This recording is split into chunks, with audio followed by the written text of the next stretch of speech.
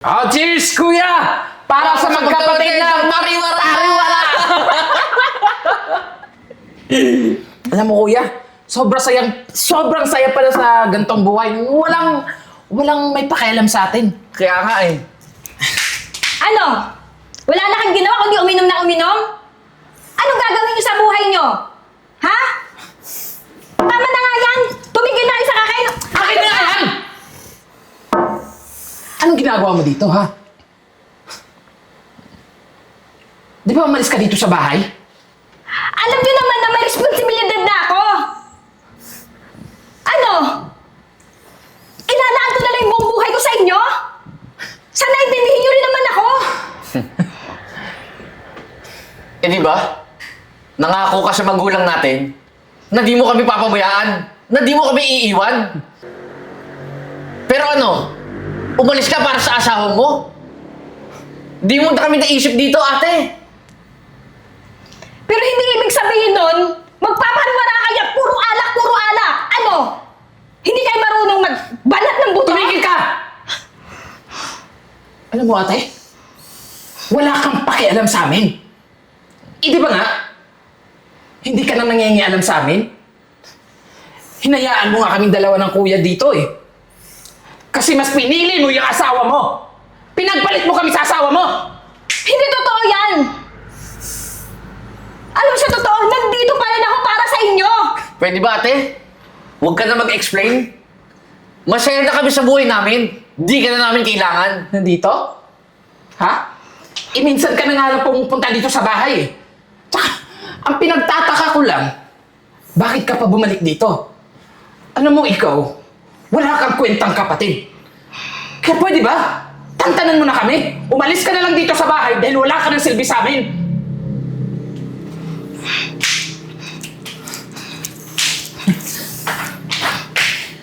Kapal ng mukha.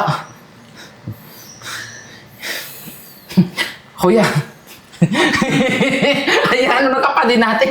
Eh, wala namang silbi yun eh. Puting gawin natin. Enjoy lang natin tong araw na to. Tsaka, hawak natin yung oras natin kaya nasa sa atin yung oras na magsaya tayo. Oh, cheers!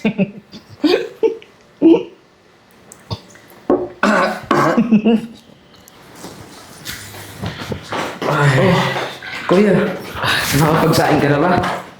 Paano ka magsasaing eh? Sabay tayo gumising. Sakit ang ulo ko. Kung nga rin eh.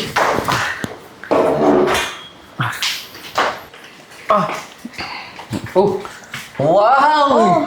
Jay, may ate pala tayo. Kumain na kayo. Pinagluto ko kayo ng masarap na ulam. Dali na. ano ba sa tingin yung ginagawa mo? Ha? Nagpapakaati ka? Tingin mo ba? Makukuha mo yung loob namin sa ganito? Nandito nga ako. Para bumawi sa inyo. Ano ba? Ngayon pa, Ganyan na lang lagi kayo? di mo na kailangan bumawi sa amin, ate. Kasi nasanay na kami dalawa lang nabubuhay sa sarili namin. Alam mo, pwede ba? Tumigil ka na? Ikaw naghanda nito? Kakawalang gana? Alam nyo, kayong dalawa, sumusobra na kayo eh. Nagpapakaati na nga akong ginagawa ko sa inyo, di ba? Kahit anong gawin yung dalawa, ate nyo pa rin ako! Ate? Bakit? Naramdaman ba namin? Naramdaman ba namin na may ate kami? Tingnan mo yung nangyari sa buhay namin ngayon. Sirang-sira na. Hindi na nga kami nakapag-aral, di ba? Eto, puro na lang kami bisyo. Kasi wala ka. Wala ka sa tabi namin na kailangan ka namin. Kaya nga ako ngayon, di ba, nandito ako? Kasi gusto ko bumawi sa inyo. Pero tingnan nyo nga ang ginagawa nyo sa akin. Ano? Ah, parang akala nyo, hindi ako nasasaktan sa ginagawa nyo? Sumusobra na kayo, Bakit, ha? ate? Nung iniwan mo kami, tingin mo ba di kami nasaktan? Nasasaktan ka? Walang-wala yung sakit na nararamdaman mo nung mga panahong wala ka sa tabi namin.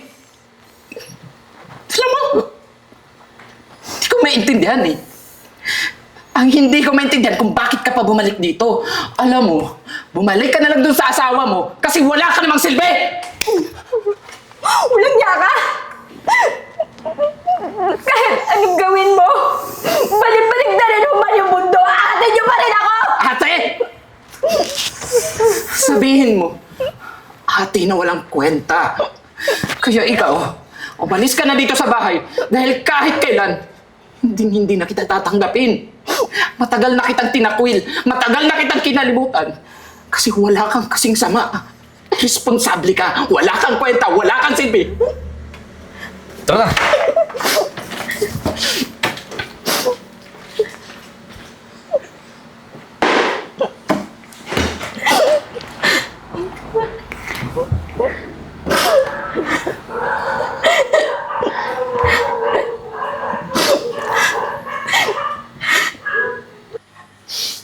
Hi, Chloe! Uy, Mars! Kamusta? Ito. Napadalaw ka ata. Oo nga eh. Kararating ko nga lang kahapon.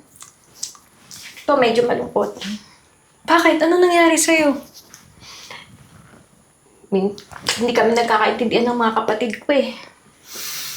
Ay, naku, Mars. Alam mo, naiintindihan ko naman kayo both sides eh. Kasi syempre, di ba, nagkaroon ka ng asawa. And then, syempre, ikaw yung tumayo na magulang ng dalawang mong kapatid. For sure, nagsiselos lang yun. Yun nga eh. Yun yung pagkakamali ko eh. Sana hindi ko sila iniwan. Tingnan mo tuloy, ngayon. Halos isumpa nila ako. Ako may kasalanan nito eh. Kaya, nasisira yung buhay nila. Huwag mo sisihin yung sarili mo. Tsaka isa pa, magkakapatid kayo. Magkakaayos din kayo soon. Habaan mo lang yung pasensya mo. Kung ano-ano na nga yung sinabi tungkol sa akin eh. Sakit-sakit. Masakit. Para sa akin. Bilang ate nila. Alam mo yun? Yung tipo na... Lalo pag nakikita ko sila na puro alak na lang. Tapos kung ano-ano pa yung mga masasakit na salita yung alam mo yung binabato sa akin. Ang hirap. Ang hirap sa akin yun, Ben.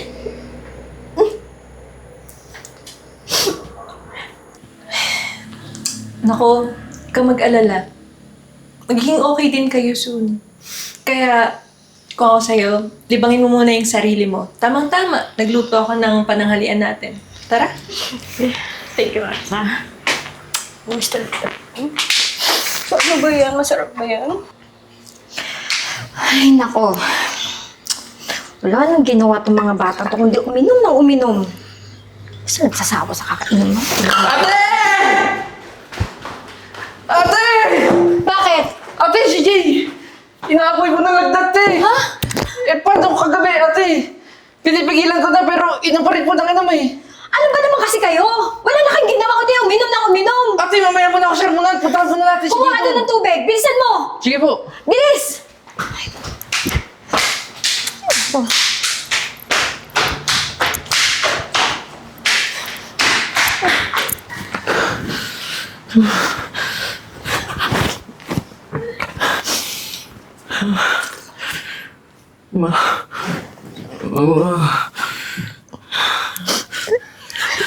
Jay, sorry ah. Kasalanan ko to eh.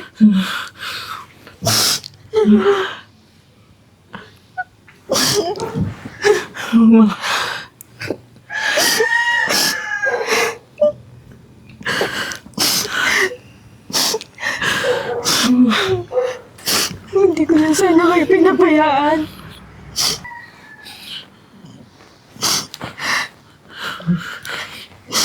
Ipatawarin niyo ako, ha? Patawarin niyo ako. Mahal na mahal ko kayo.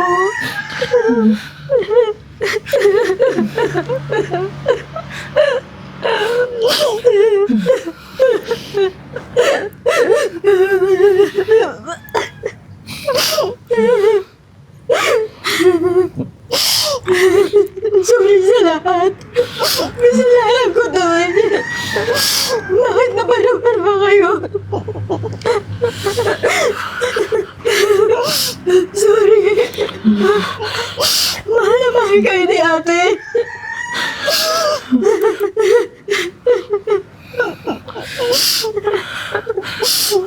Alam ko nung nawala si mama. Piniling kayo sa akin, pero ano ginawa ko? Pinabayaan ko kayo.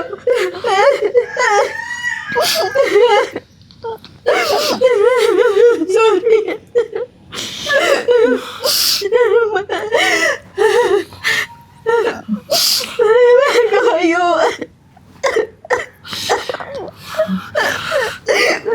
Kasalanan ko to eh.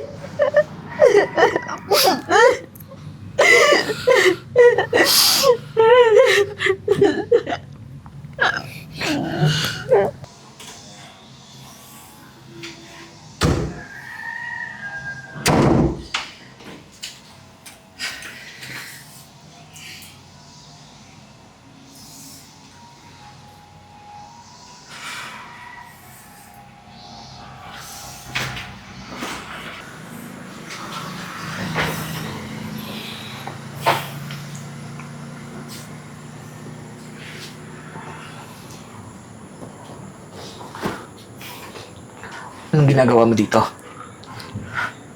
Kapal naman ang mukha mo pumunta dito sa bahay. Nandito ako para sabihin sa inyo na mahal kayo ng ate nyo. Walang araw na hindi niya kayo naisip. Alam mo,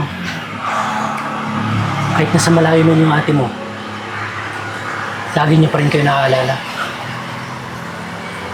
Sana, bigyan siya ng pagkakataon. Bakit? Ano ba sa tingin mo yung nangyayari sa amin ngayon? Ha? Dahil sa'yo? Dahil ikaw yung naging asawa ng kapatid namin. Simula nung nakilala ka ng kapatid namin, nahati na yung atensyon niya. Alam mo? Ikaw lahat ng may kasalanan nito eh. Nang dahil sa'yo, kaya kami nagkakasira. Alam mo, kahit anong gawin natin, hindi na rin yung mababago eh. Talagang hindi na. Dahil wala na kaming pakialam sa kanya. At wala na kaming pakialam sa inyo. Kaya ano pang ginagawa mo dito? Umalis ka na.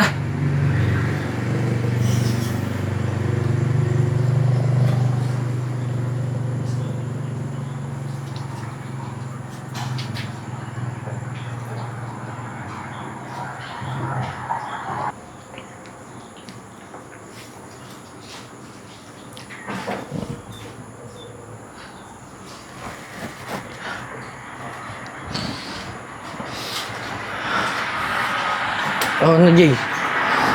Magaling ka na ba? Ba't naiyak ka? Anong problema mo? Wala, kuya. Siya nga pala, kuya. Maraming salamat sa pag-aasikaso mo sa akin, ha. Ikaw na lang talaga yung maasahan ko dito. Kasi, alam mo naman yung kapatid natin. Walang kwenta. Jay, sa totoo lang, hindi naman talaga ako yung nag-alaga sa'yo eh. Ha? Sino? Kumusta ka na? Di ba, ikaw na magpakain sa kapatid mo. Ate. Sandali lang. Pwede ba tayong mag-usap?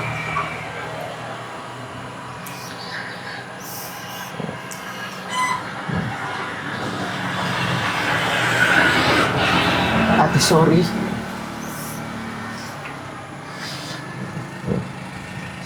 Sorry sa mga sinabi ko sa'yo, masasakit ng mga salita. Patawarin mo ako, ate. Okay lang yun. Matagal yun na kayo pinatawad.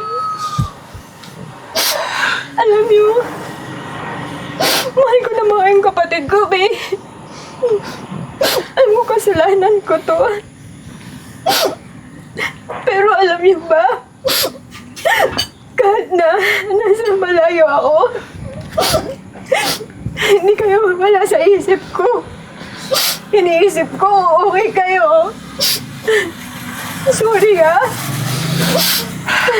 Ate, wala kang kasalanan. Kasalanan namin lahat to, ate.